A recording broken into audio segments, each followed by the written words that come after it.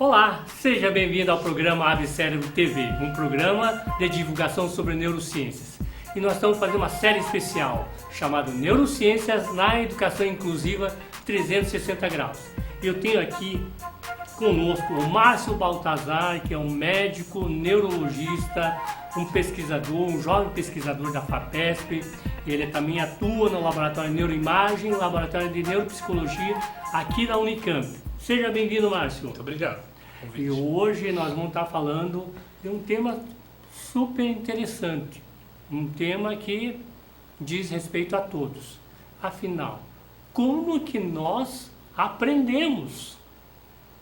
É uma pergunta complexa e a aprendizagem e a capacidade talvez possa ser definida como a capacidade de aprender, de adquirir informações novas. E essa aquisição de informações novas depende sobretudo da relevância do que está sendo aprendido para a pessoa em questão ou não. Da relevância emocional, da relevância para a vida pessoal, para a vida profissional, enfim.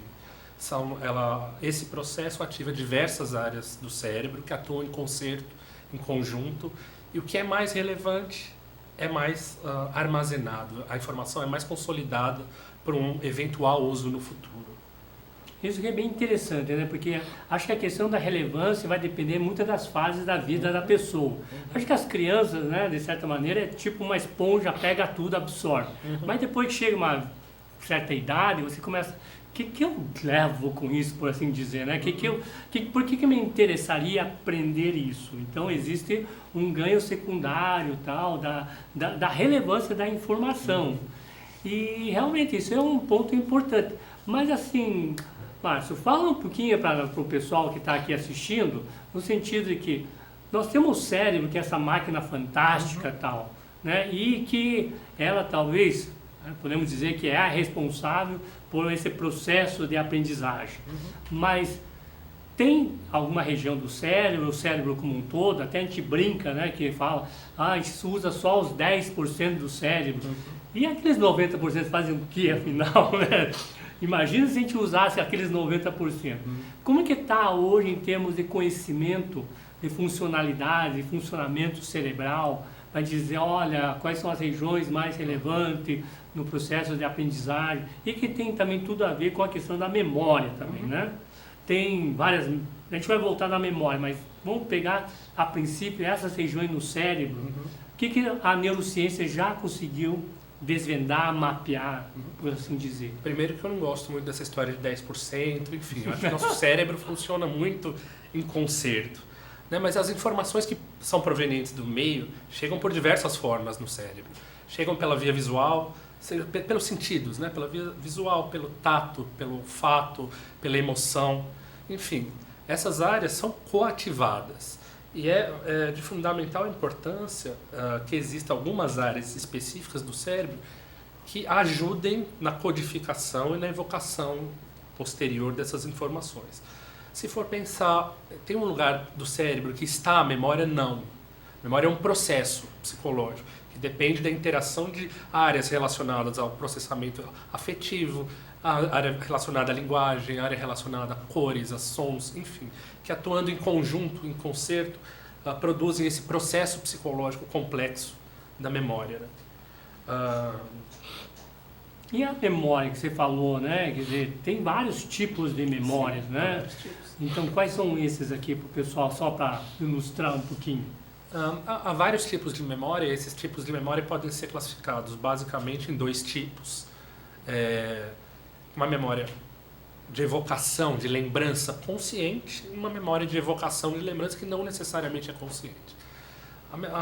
A memória que necessita uma lembrança consciente, memória declarativa, ela pode ser subdividida em dois tipos, grosso modo. Eventos, por exemplo, biográficos. Estive em Paris em 2011. E eventos, não eventos, mas fatos adquiridos em alguma época da vida, como, por exemplo, saber que Paris é a capital da França. Então, você pode não lembrar exatamente qual foi o dia que você aprendeu que Paris é a capital da França, mas isso é um tipo de memória que se chama memória semântica. Enquanto a outra, a lembrança de um evento específico, memória episódica. Existem as memórias também não declarativas, inconscientes, como, por exemplo, a memória de procedimento. Existem várias. mas a memória de procedimento, por exemplo, como se dirige uma bicicleta ou como se dirige um carro, que no começo você tem que ficar conscientemente, agora tem que pôr a primeira marcha, agora tem que tirar o pé da embreagem. Mas que com o tempo o corpo faz sozinho. Uma memória que é internalizada e que não necessita a cada momento de ficar sendo lembrada cada etapa. Enfim, existem diversos tipos, é um campo muito interessante de estudo. E é interessante o que você estava falando, né? Qual que é a capital da França? A gente não deixa de lembrar das provas na escola, né? Quer dizer, o que nós estamos avaliando, afinal de contas?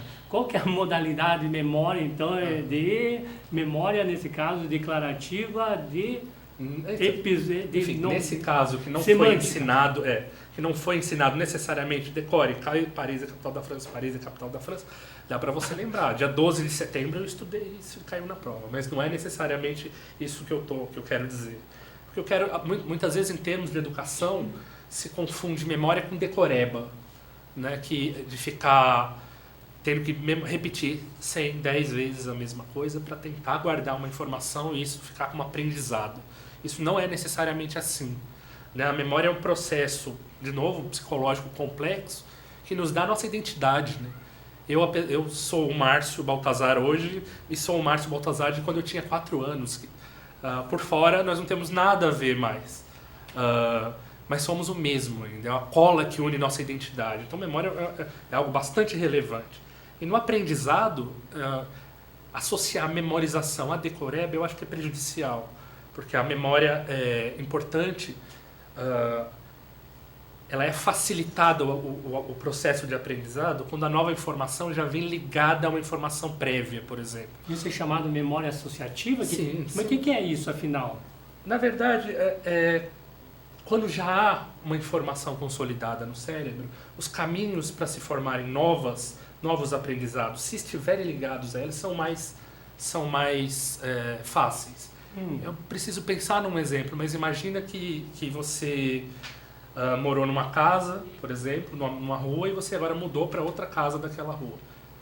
Quando você vai fazer o caminho, é o mesmo caminho, embora seja uma casa diferente. Se você mudasse para outro lugar, outro bairro, o aprendizado ele precisa de mais atenção, de mais raciocínio, enfim, para que a mesma informação, como chegar em casa, seja eficiente. Então, na verdade, é uma coisa interessante para quem lida com educação, tentar, na minha opinião, ligar o conhecimento que quer ser passado com a realidade que a pessoa vive. Então você está dizendo que a questão de contextualizar, exato, em vez de sairmos do meramente decoreba, que fala que Paris é a capital da França, Paris, vai na hora e fala outra cidade ainda, e que acontece, que realmente, a gente até vê que de fato é um certo desperdício, né, digamos, de cérebro fazer isso, né, estamos gastando uma memória riquíssima e que não estamos realmente acrescentando nada em termos de aprendizagem, né, de conhecer. Mas uma coisa interessante que você está falando, então, acho que talvez professores, sobretudo, que estão assistindo os educadores, que você está trazendo é uma estratégia, né? Então, quer dizer, você trazer o conteúdo, né? Quer dizer, a gente tem um conteúdo que precisa, digamos, ser passado, mas a maneira como esse conteúdo é passado precisa ser colocado, digamos, no contexto da realidade, e que talvez de uma maneira simplista a gente pode dizer que é a famosa didática, né? Que é a questão da arte de ensinar.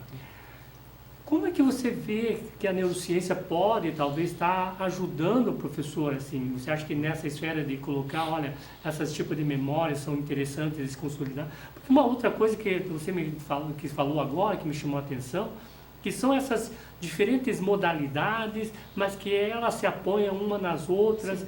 E até fico imaginando, porque tem um paralelo com alguns estudos recentes, de que pessoas que fazem uma atividade física, então tem uma questão de procedimento, né, eles também possam, digamos, facilitar, digamos, a aquisição de conhecimentos nas outras vias, né, que essas redes. E eu sei que você estuda a questão de ressonância funcional, as redes de conectividade, né? E você está até mencionando há pouco tempo sobre a questão da escolaridade e a questão dessas redes cerebrais. Conta um pouquinho para nós sobre esse estudo que você está fazendo, que é fascinante. Tá. Só antes sobre a didática, eu acho que assim, uma das coisas que eu acho que a neurociência ajuda, e os professores já devem usar isso em sala de aula, mas suponha que esse aluno que quer que seja dada uma informação, ele não tem nenhum conhecimento prévio relacionado ao tema. É interessante, ao invés de uma só via sensorial ser passada para esse aluno, ser múltiplas. Então, assim, se quer dizer de Paris e capital da França, põe uma música francesa, ou põe um filme se passando em Paris, que seja moderno. Enfim, tentar múltiplas vias, auditiva, sensorial, emotiva. Outra coisa que eu acho relevante, visual, enfim. Outra coisa que eu acho relevante é o humor. Então, eu acho que uma pitada de humor no aprendizado estimula a memorização de forma mais eficaz, sabe? A associação com outras coisas de forma mais eficaz. Em relação à atividade física, sim, é evidente que a atividade física, principalmente em locais abertos, vamos dizer assim, ao sol, à exposição à vida, né? Ela é muito importante, e tem estudos até com um grupo de pacientes que eu lido mais, que são pacientes com doença da memória, doença de Alzheimer, que a atividade física favorece a expressão de novas proteínas no cérebro que estimulam o crescimento neuronal, né? Então, tem a questão da relação espacial das coisas também, não só da atividade física por si só, mas é algo relevante até do ponto de vista de saúde, não só física, como prevenção de diabetes, hipertensão, enfim, mas de forma de estimular o crescimento neuronal também. Em relação à conectividade cerebral, essa é a área que eu gosto mais, porque a gente consegue, a gente tenta, via ressonância magnética, tentar entender melhor como essas questões funcionais, essas redes cerebrais se relacionam entre si. Inclusive redes relacionadas à memória, à linguagem, ao pensamento abstrato, enfim, a processamento visoespacial, como elas se relacionam entre si. E existe um fenômeno muito interessante no estudo de pacientes com doenças como doença de Alzheimer, que são muito mais comuns em pessoas com pouca escolaridade ou com vida mental menos ativa do que pessoas que têm. É um fator de risco para a doença de Alzheimer é um fator de risco para pessoas que têm doença de Alzheimer ter baixa escolaridade, né? O que a gente tenta fazer é entender se a conectividade cerebral, ou seja, grupos de redes neuronais funcionam mais em conjunto nesses pacientes que têm mais escolaridade ou vida mental mais ativa do que em pacientes ou pessoas que não têm uma atividade mental tão ativa quanto, que envolve, entre várias outras coisas, escolaridade. Mas não só isso. Leitura, atividade social, atividade física, como o professor ali comentou, trabalho, como é o tipo de trabalho dele, né? Se é um trabalho que demanda, mesmo que ele não tenha escolaridade alta, mas que demanda tomada de decisões, por exemplo.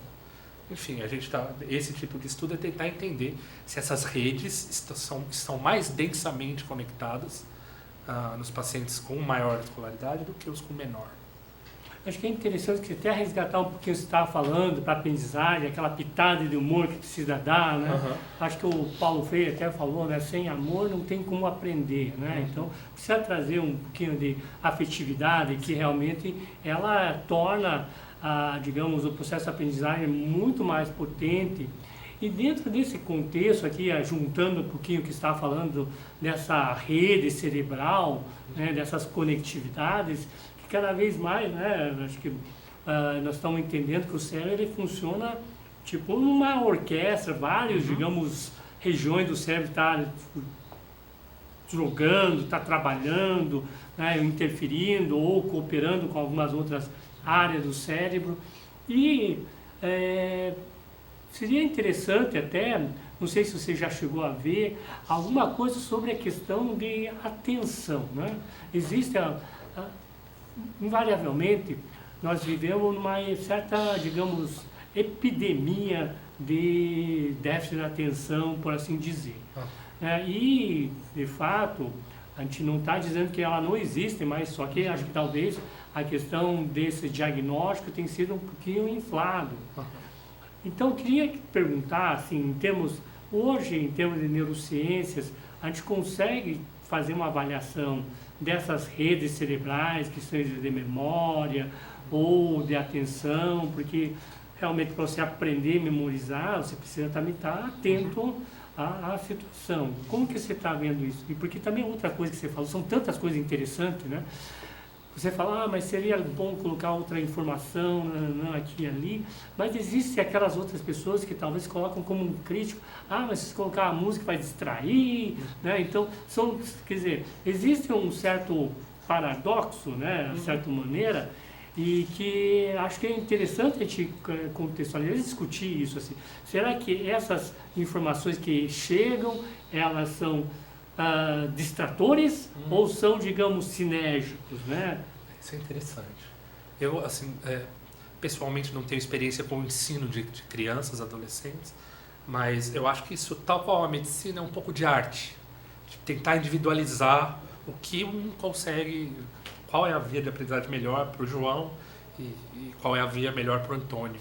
Sabe? É difícil homogeneizar tudo e fazer uma fórmula mágica. Aí está a arte de detectar no outro o que é mais relevante e o que não é, né? Esse professor precisa ter essa sensibilidade, né? Não basta ser técnico só, né? E em relação à atenção, as pessoas podem ter problemas de atenção por 1000 causas, né? Então pode estar ansioso, pode estar deprimido, pode dormir mal, pode estar com fome, pode ter brigado com o irmão no dia. Enfim, há várias questões que diminuem a atenção, que se for de forma crônica, consistente, vai interferir no aprendizado, sem necessariamente ser uma doença cerebral. Né? Então a gente tem muito, talvez na nossa sociedade, infelizmente, tenha muito mais motivo socioeconômico, talvez, mas enfim, socioeducacional, convívio familiar inadequado, talvez que justifique a dificuldade de atenção do que a doença cerebral, embora a doença cerebral exista, da atenção. Né? É muito comum também em pessoas acima dos 50, entre os 50 e os 60 anos, que têm sintomas depressivos, dificuldade de ansiedade, que é muito comum, problemas com sono, que tem queixas de memória. Mas, na verdade, o problema é a atenção. A pessoa que tá deprimida, que está ansiosa, no íntimo, está pensando em outras coisas, e não no que deveria no momento. Né? Mais algum? Não, acho que são todos, assim, essa discussão realmente é interessantíssima, né? Quer dizer, você pega desde a escola a criança que tem esse diagnóstico e que acaba, digamos, muitas vezes servindo como eu não gosto do termo desculpa, né? Uma válvula de escape para você talvez dizer que a criança não está indo bem, em vez de achar uma estratégia que a gente está falando, de que, para o João, a estratégia de chamar a atenção dele deve ser por esse lado, precisamos estimulá-lo com mais vias sensoriais, enquanto que talvez aquele lá existem, digamos, vias que para ele não funciona bem, né? Quer dizer, de fato, se a gente olhar assim, cada um tem uma via preferencial de memorizar, né? Então, por exemplo, se você falar, minha via auditiva de memória é terrível, eu preciso escrever. E assim por diante. Tem pessoal que tem uma memória dito fotográfica boa, outra auditiva. Acho que são, digamos, estilos de a pessoa, né, aprender que realmente é importante. Talvez, acho que a neurociência, né, possa, digamos, ajudar um pouquinho a identificar quais são, digamos, o perfil, digamos, de cada aluno em termos de como é que ela tem maior facilidade de aprender. Né? Isso é interessantíssimo. Estamos chegando no final, mas certamente eu estou saindo aqui com várias outras perguntas, mas a gente vai deixar aqui essas perguntas para o nosso fórum de discussão, que nós temos um espaço dedicado para continuar esse diálogo, esse bate-papo que nós estamos tendo aqui, ela vai continuar e a gente gostaria muito que você também participasse, trazendo o seu ponto de vista, a sua experiência, né? O que você está entendendo sobre a questão da memória, aprendizagem e, sobretudo, se você tem alguma ação prática na tua sala de aula, compartilhe com os demais que estão aqui também assistindo. Então, a gente vai deixar aqui o site, né, para você ver a questão do fórum aqui embaixo, né, para que você depois acesse. Márcio, estamos chegando aqui no fim, mas eu pedi que você deixe uma mensagem aqui, talvez um para os profissionais da educação e o outro, digamos, para os pais, né? Que acho que eu que sou pai também, sei que você também se preocupa a questão da educação dos filhos e muitas vezes você está olhando lá, o conteúdo que está lá é uma mera decoreba e tal, mas você fica frustrado para qual deve ir. Então, deixa uma mensagem para pais como nós, né, sobre a questão da aprendizagem, né, e para os professores que estão aí também assistindo, em que a neurociência pode estar ajudando, digamos, a eles a melhorar, a incrementar a sua atividade na sala de aula. Para os professores, eu acho que a neurociência pode contribuir com algumas coisas. Uma delas, como eu disse, tentar enaltecer a relevância do que está sendo ensinado, porque é importante aquilo que está sendo ensinado. Tentar entender para cada aluno, se isso for possível, né, que seria o ideal talvez, como é a forma que ele aprenderia melhor. Outra coisa que é interessante entender que nas crianças, talvez pré-escolares, talvez a memória visual seja mais importante. Nas crianças acima de 10 anos, a memória verbal também talvez seja tão importante quanto depois. Eu acho interessante associar com o conhecimento prévio, né, que a pessoa tem, ou criar situações em que isso possa ser mais facilitado.